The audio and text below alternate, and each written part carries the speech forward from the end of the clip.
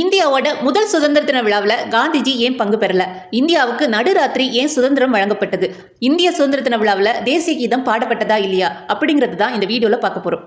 1945 August 15 அப்படின்னாலே நம்மளுக்கு எல்லாருக்குமே ஞாபகத்து வருவது நம்மளோட இண்டிபெண்டன்ஸ் டே.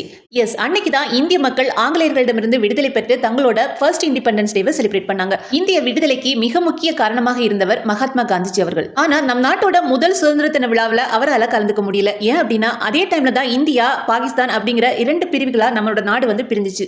இதனால நிறைய இடத்துல கலவரங்கள் நடந்து கொண்டிருந்தன. இதனால மக்களிடையே அமைதியை கொண்டு வர விரும்பிய காந்திஜி அவர்கள் அதற்காக கொல்கத்தாக்கு போயிருந்தாரு.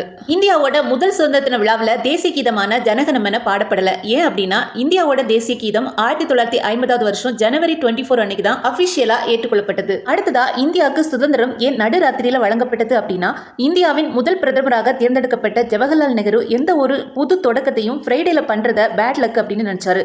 அந்த காலத்துல அஸ்ட்ராலஜி படி சூரியன் உதிச்சப்பறதான் ஒரு நாளோட தொடக்கம் ஆரம்பிக்கும் அப்படின்னு நம்பப்பட்டது. அதனாலதான் ஆகஸ்ட் 14 முடிந்து நள்ளிரவு 12 மணிக்கு இந்திய கொடி ஏற்றப்பட்டது. அஸ்பர் அஸ்ட்ராலஜி அந்த டைம் வியாழக்கிழமையாக கருதப்பட்டது.